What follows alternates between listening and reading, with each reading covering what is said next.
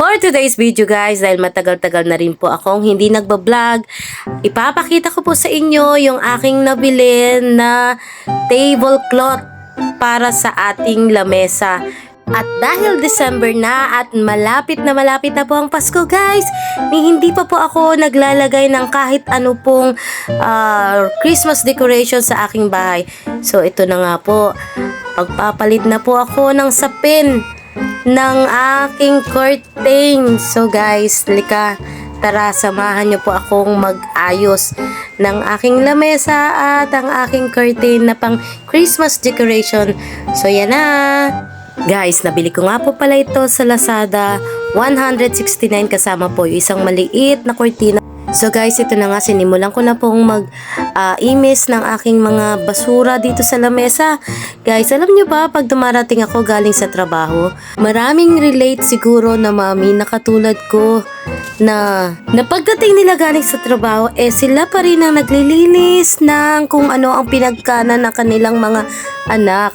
So guys, hindi ko alam kung dahil sa generation po natin ngayon na-experience nyo na rin ba na utos nyo, sunod nyo? So guys, ganun ako palagi. So para hindi na lang po ako ma-high blood sa kakautos sa kanila, ako na lang po ang gagawa kung ano po ang aking inutos. Syempre, ako na rin po ang susunod. So guys, ayan. Tingnan nyo na tong aking ilalagay na kortina. Alam nyo ba guys na medyo matagal na po yung kortina na yan. Paulit-ulit ko na lang pong ginagamit every year. Inilagay ko nga po pala sa curtain rod at umakyat na po ako sa lamesa. Ewan ko po kung kakayanin ako ng lamesa na.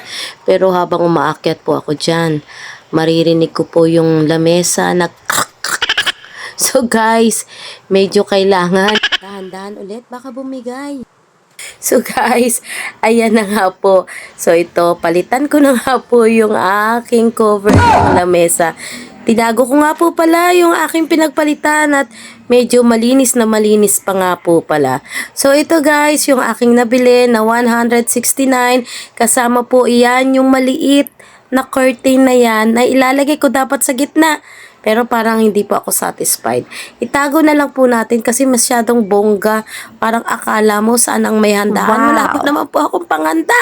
So ito guys, lalagyan po natin ng plastic cover guys. Nabili ko po yan sa SM sa halagang 99 pesos. So yan, Wow. 4-seater po yung aking pinili kasi ang sizes po ng aking lamesa is 4-seater lang.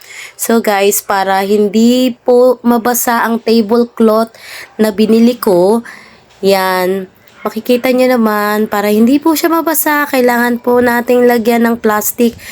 Kahit ano pong pagkain dyan, malamig, nagmo-moist yan. So, kung meron po kayong plastic cover, hindi na po mababasa yung ating tablecloth at magagamit pa natin yan sa susunod na taon. So, guys, pak, 'di ba?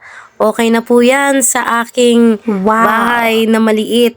Guys, hindi na po ako naglagay ng Christmas tree kasi very spacious po yun sa tingin ko. Ang aking Christmas tree na medyo malaki, nakatago na lang po. So hanggang dito na lang muna. Until next video.